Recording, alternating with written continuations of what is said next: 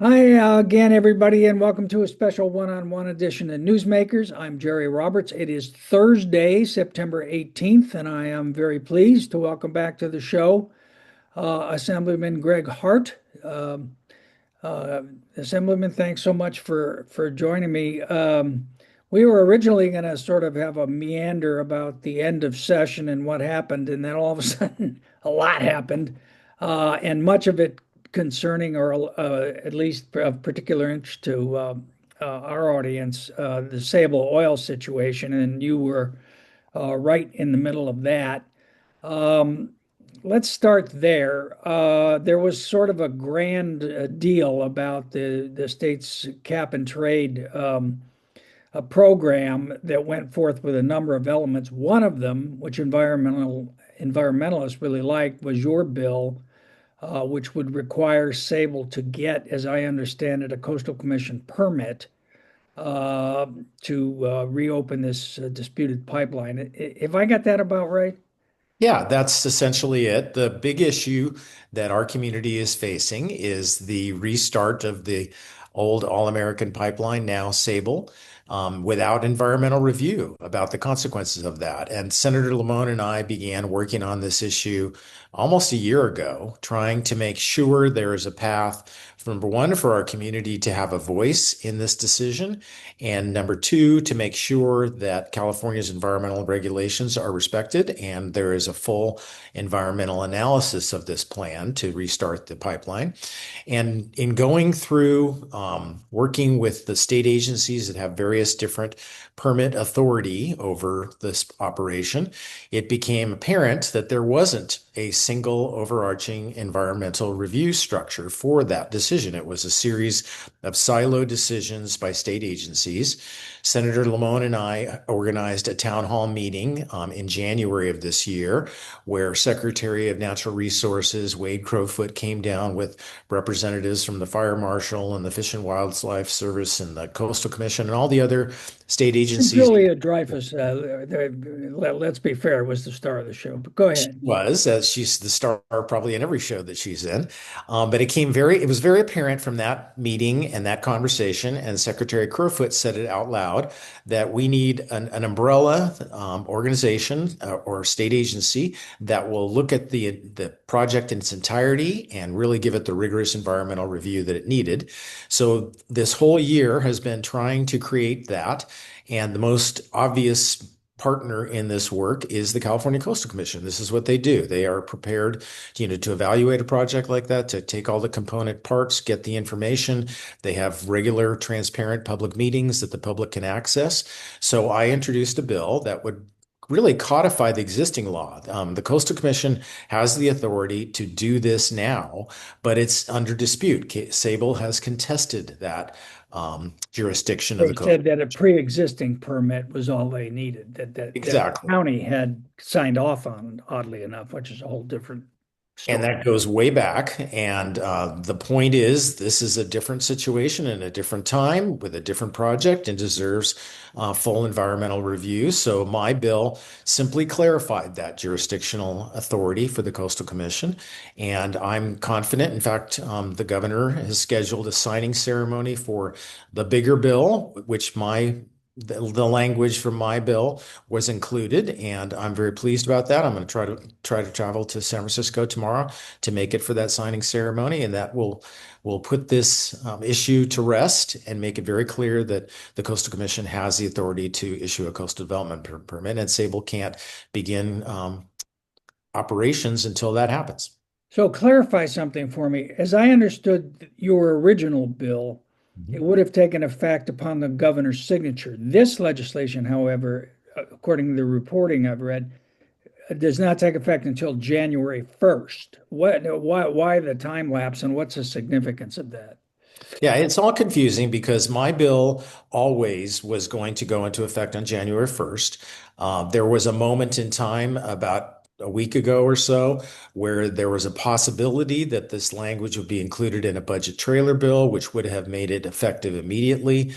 That did not come about. So now we're back in the place where this bill will go into effect on January 1st. But I don't think that materially matters.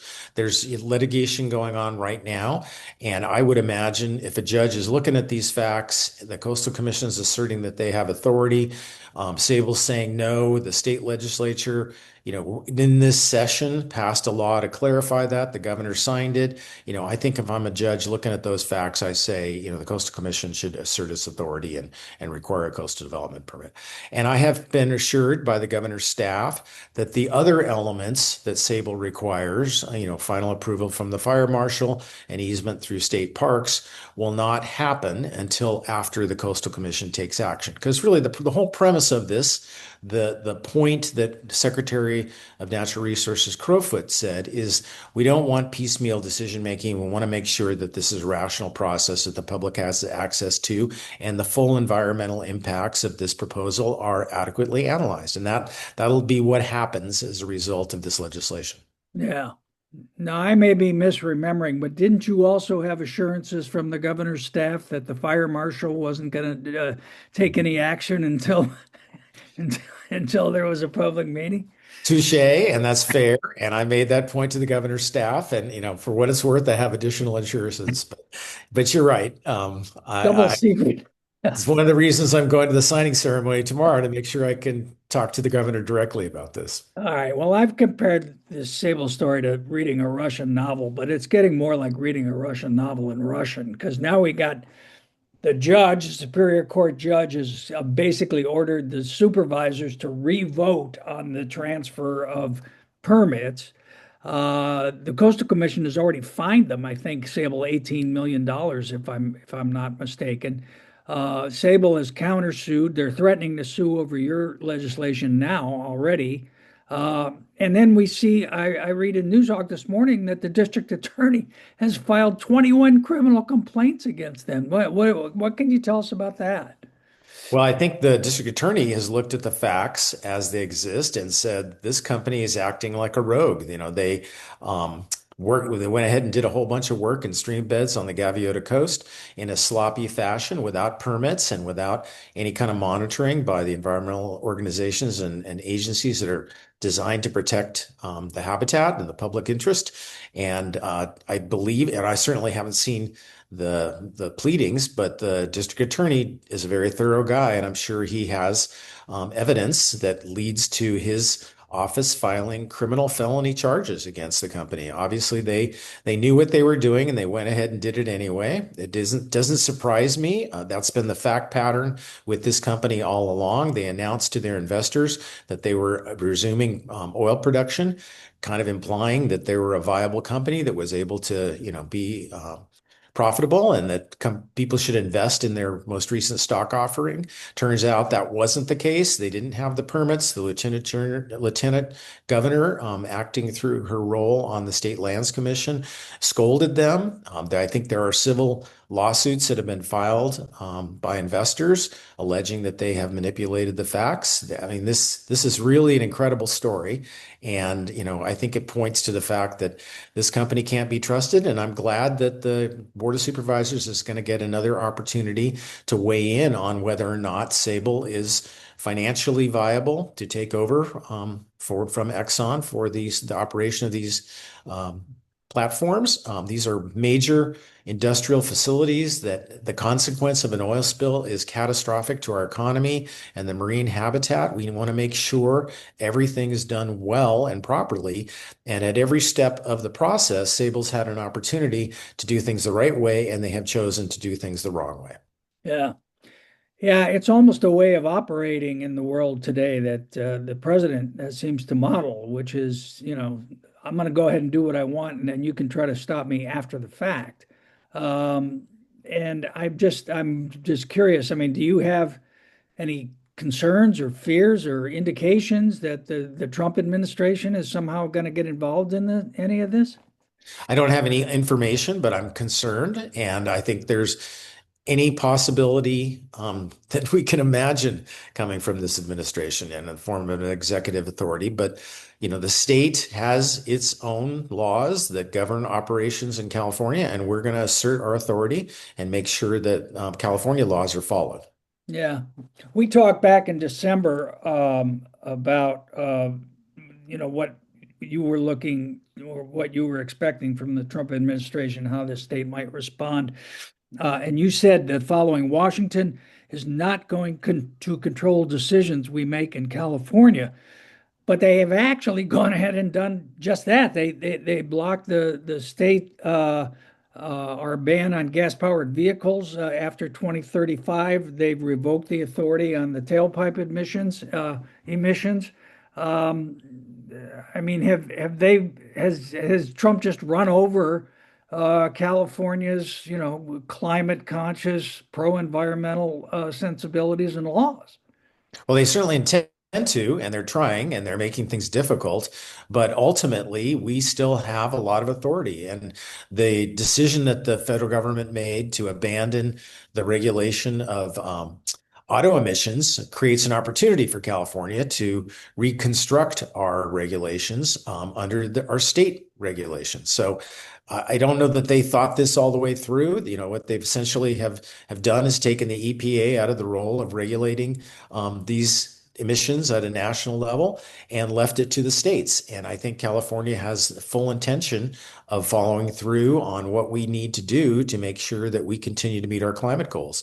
Exactly how that plays out hasn't been decided yet. I know the governor's working with the California Air Resources Board. I'm involved in that conversation.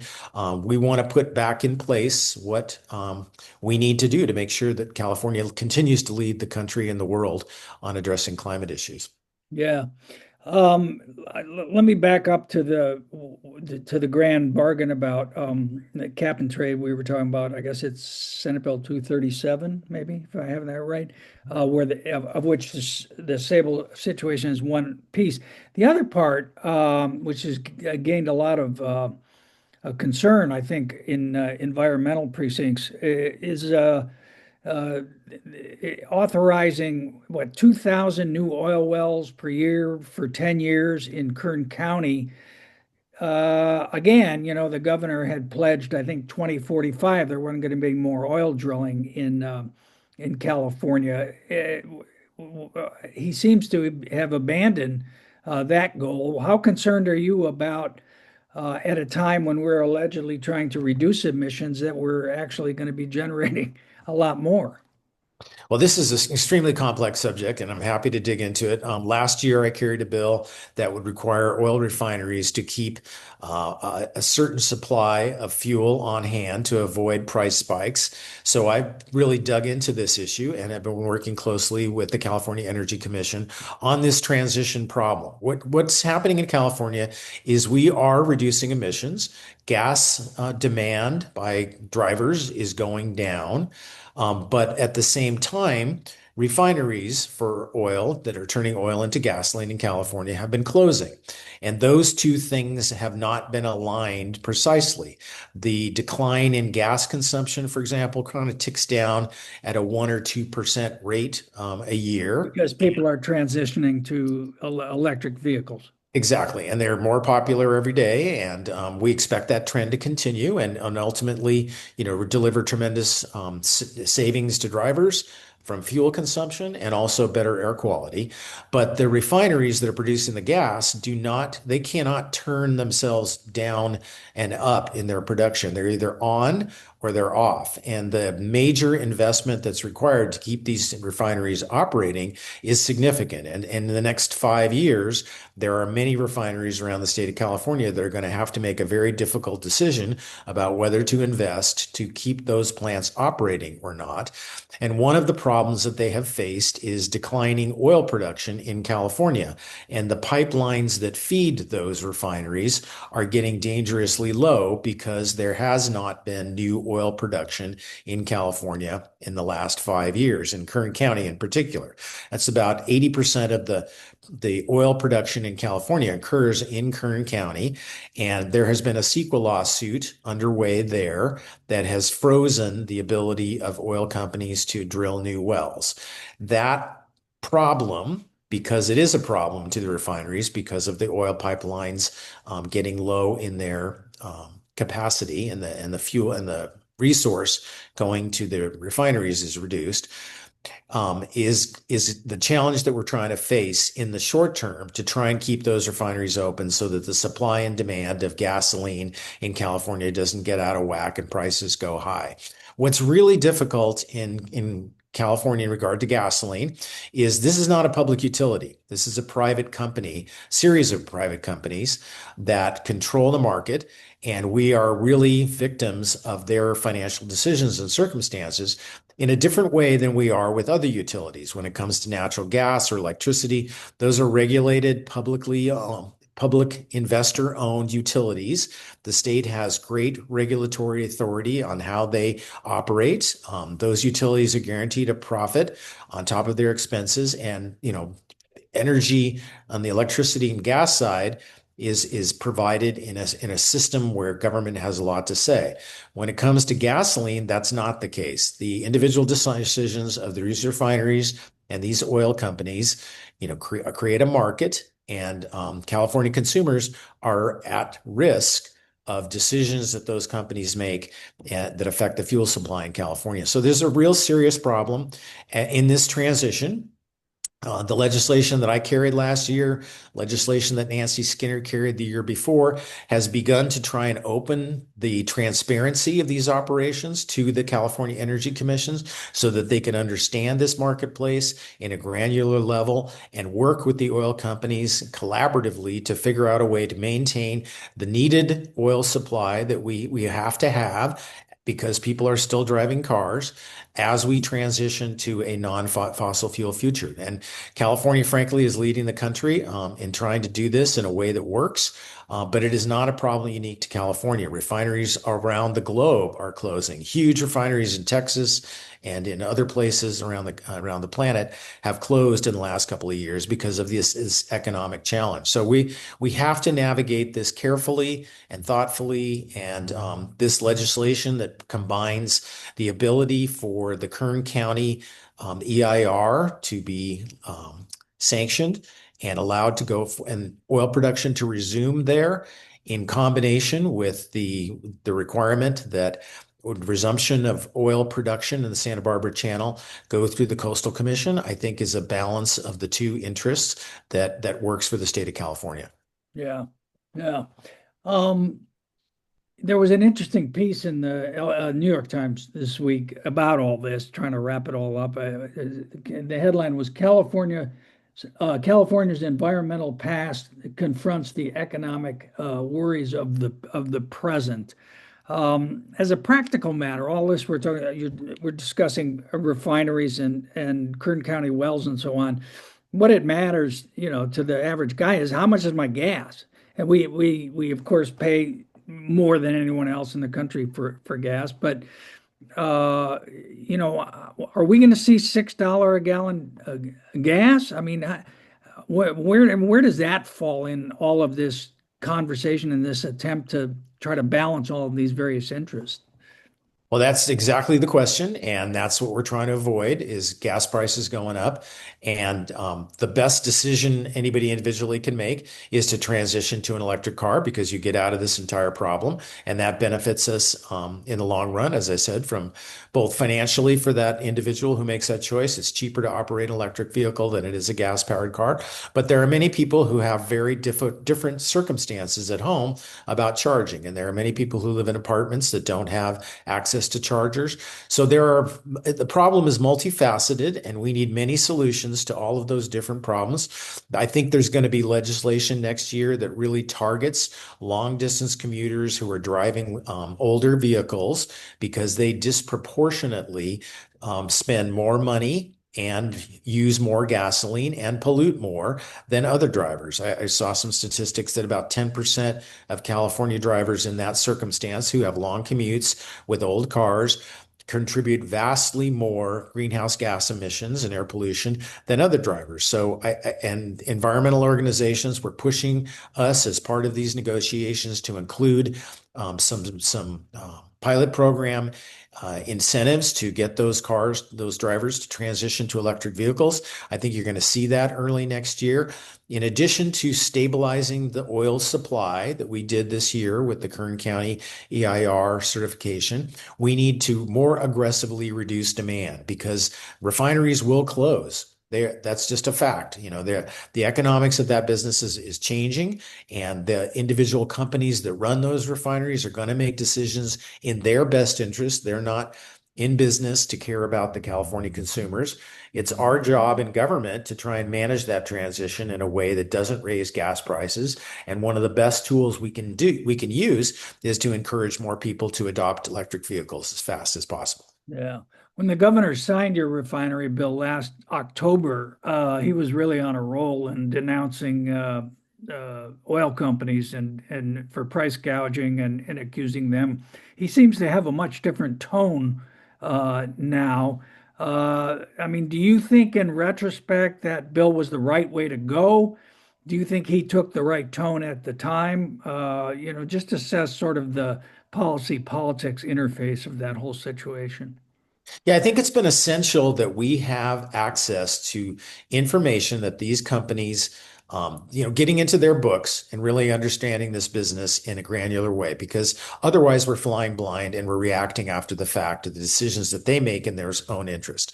So both Senator Skinner's bill and my bill that provide the CEC with information that they need to help manage this marketplace is critical. Now, what we do with that information is also critical. And I've been very impressed by Siva Gunda, who's the chair of the California Energy Commission. He has exactly the right tone. He's talking about collaboration and cooperation, about the transition, trying to work with these companies to make sure they can stay in business. If there are regulatory burdens that are getting in the way, we need to look very carefully at those. This legislation that came forward that certifies the EIR in Kern County and allows the resumption of oil production there is a product of the conversations that are happening between the CEC and the oil industry. And I think that's the only way we're going to be successful is to work together to find a way to keep those facilities open as long as people are still needing gasoline. We need to be providing that to them. But at the same time, we have to continue to be aggressive and reduce demand and continue to meet our climate goals. Those things sound as though they're in conflict, but really what we're talking about is the process of change. And that doesn't happen overnight. It happens thoughtfully and carefully, and that's what we're trying to accomplish. But the elephant in the room, of course, is at the same time, I mean, the Trump administration they've now said, no, carbon dioxide does not endanger public health. They're basically going to say that EPA can't regulate emissions. They've fired all the climate scientists. They're throwing out all the research. How does that kind of meta reality fit with what you and your colleagues are trying to do here in California in terms of climate? But I think it's directly in conflict with the facts. Um, I don't think it's in I dispute. mean, what they're doing, not what I just said, right? Correct. What the Trump administration is doing is not based in fact. It's not based in science. It's an ideology, and it is a very destructive to California and the other states that are trying to lead in this space. And it's ultimately extremely expensive for consumers. We can't continue to go down this path where we're reeling from massive natural disasters. California experienced the worst wildfires in history. Folks who've looked at the science of that see a clear linkage between increasing greenhouse gas production and the severity of natural disasters. We've had our share both of fires and floods, and those cost taxpayers. The cost of insurance in Santa Barbara County is a huge issue, and it's being driven by wildfire risk. These things are interconnected, and despite the Trump administration, not believing in science, California is going to continue to do policy that is founded in fact. All right. All right. I want to talk about a couple of the other bills that you have on the governor's desk that you passed. But before I do that, since scientific studies have shown that 92% of the audience for newsmakers is political hacks, I got to ask you a couple of political questions. Prop 50, we're going to have this special election coming up in November to temporarily suspend the districts that the Independent Redistricting Commission has passed. and as an attempt to offset what was done as a clear gerrymander in Texas. What do you, I mean, what's the argument that you make to people like me, basic political independents, who always thought the commission was a great idea, even when the political parties didn't like it, and I think has done a pretty good job of the work they've been set. I mean, what's the argument for Prop 50 that you think will convince people like that?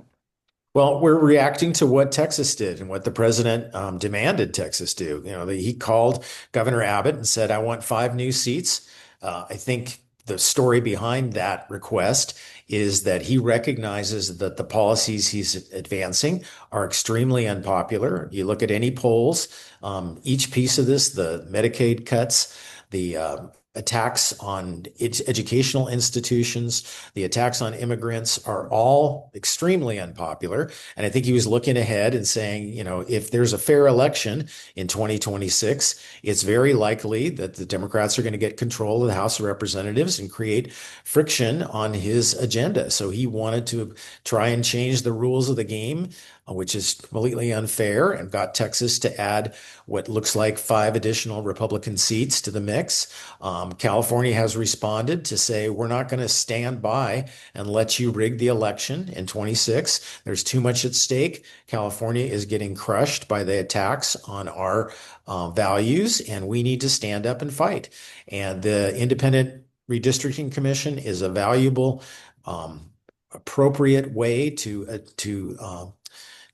assign seats for legislators in Congress. But in this moment, in this fight, in this time, we can't stand by and just let ourselves be run over. The Prop 50 does provide for the Independent Redistricting Commission to come back into effect after the next census. It's not eliminating it, it's just temporarily pausing it. And in Prop 50, there's language that talks about the need for national reform. What we really need is a consistent application of the rules across the country. You can't have individual states that are disarming themselves and versus other states that are weaponizing this process. And Texas isn't the last Republican state to do that. It's just the first. It looks like there's going to be a number of others that happen before the elections next year. And so, this is a race to the bottom, but we can't stand by and let the Republicans gerrymander their way to a majority in the House of Representatives. The stakes are just too high. Yeah, I mean the cascading effect. I was reading the Cook Political Report yesterday. And they think it's going to net out. It could net out to as many as 13 extra Republican seats by the time all the gerrymanders are done. So, um, And in none of those states are they going to go to the voters and ask for their approval of their plans. California will not redistrict without the California voters saying yes to the plan. We're the only state in the country that's going to put this measure on the ballot. So California voters are going to have the opportunity to decide. And I think what essentially this campaign boils down to is if you want to stop the Trump administration's attacks on Californians, vote yes on Proposition 50. Right. Okay. All right. Um, Yeah, I mean, the big picture is that you have one political party that observes the rules and the other says there aren't any rules. What is to be done? I kind of hated this whole thing, putting it on the ballot, but I don't, what's the alternative? It's just, you can't unilaterally disarm. I think that's a good way of putting it, in the I face. think the voters are going to understand this and are going to send a message. And I think that's going to have an impact on the administration's approach to these issues and on protecting our democracy. The key is we want to have fair elections, let the people decide. The polls are saying very clearly that these policies are not popular. Let's let the Republican members of the House who you all voted for these draconian measures.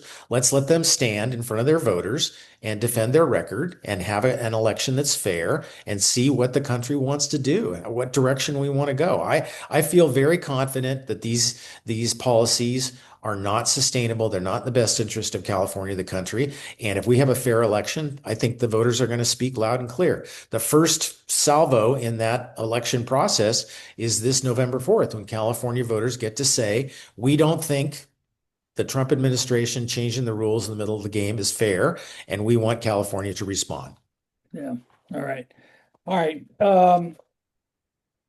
Are you at all concerned that people just view this as, oh, this is just the start of Newsom's 2028 presidential campaign, as my friend Mark Barabak keeps writing in the LA Times? The people say, ah, it's just pause. This is just Newsom. I mean, is it possible to separate him and his ambitions and what people think of him out from the substance of this issue, do you think? Yeah, I think I have seen a poll that says 85% of Californians understand and know about this issue. That is extraordinary for a ballot measure this early in election campaign. It's probably extraordinary for a ballot measure on election day.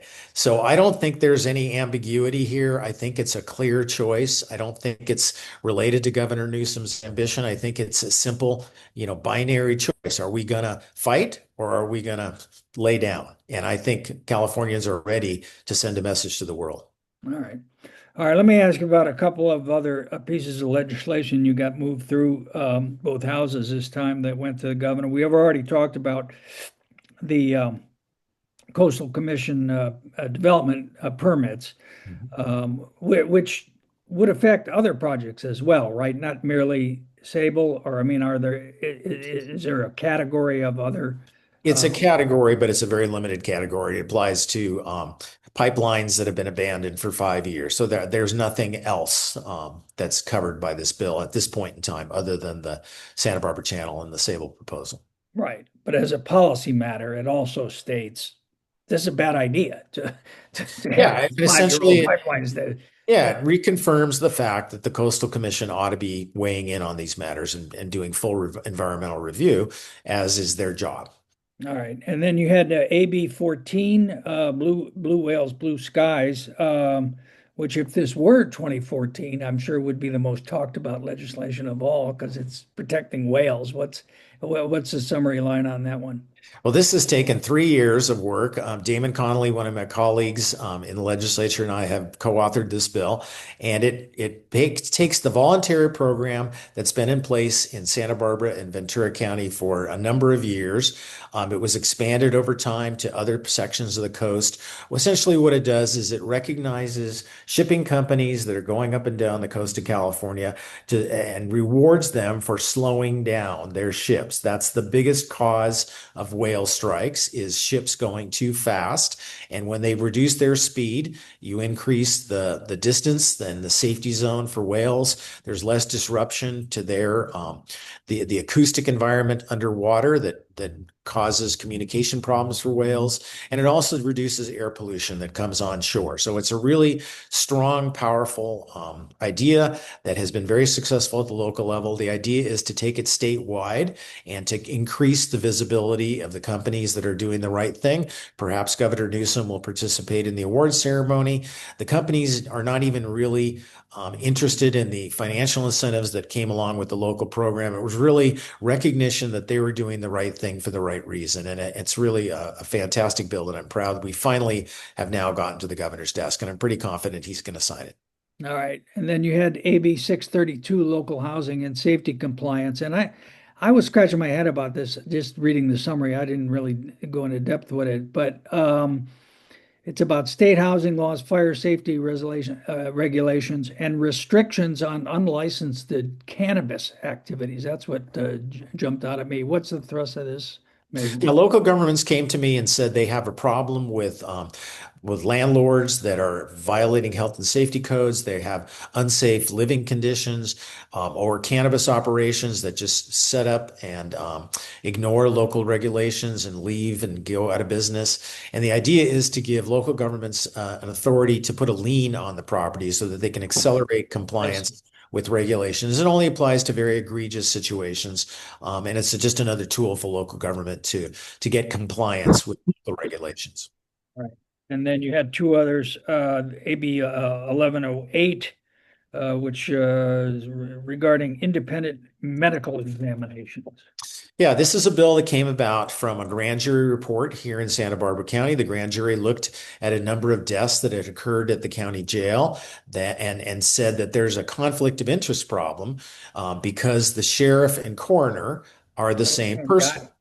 Very few states around the country have a system like that. They have independent medical examiners that do the investigation of an in custody death. In fact, 10 of the largest counties in California have that system. Ventura County has that system, but there still are a large number of California counties, Santa Barbara being one of them, where this conflict of interest exists. So my legislation will require counties where the sheriff and coroner's offices are combined to have an independent medical examiner hired for those deaths that occur in custody. I think it's only right for that perception of a conflict of interest to be addressed through this approach. And I think this is another bill that I'm almost certain the governor will sign. It's a good government improvement, and it's the standard practice in most of the country and in most of the populated areas of California. Was Bill Brown happy with you about this or unhappy with The you? bill, Sheriff Brown said in response to the grand jury report that this is a solution in search of a problem. I disagree. The Board of Supervisors just had a hearing, I think last week or this week, talking about this issue, and they thought this was a very appropriate, reasonable response to the problem. All right. And then finally, AB 471, you want to give a bunch of money to people that serve on the air quality district boards.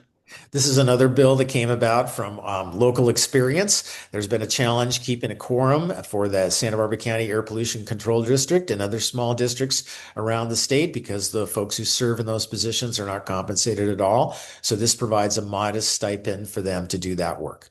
Okay. All right. Fair enough. Assemblyman Gregg Hart, it's always such a great pleasure to have you on. You really speak about all these issues, the substance of them in great detail, but very clearly and plainly. And I appreciate that. And I know our viewers do as well.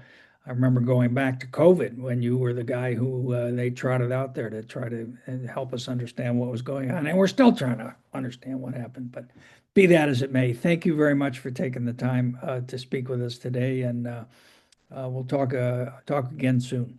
Thank you, Jerry. It's always a pleasure chatting with you and being part of your audience. So I look forward to the next show. Okay. Thanks, Greg.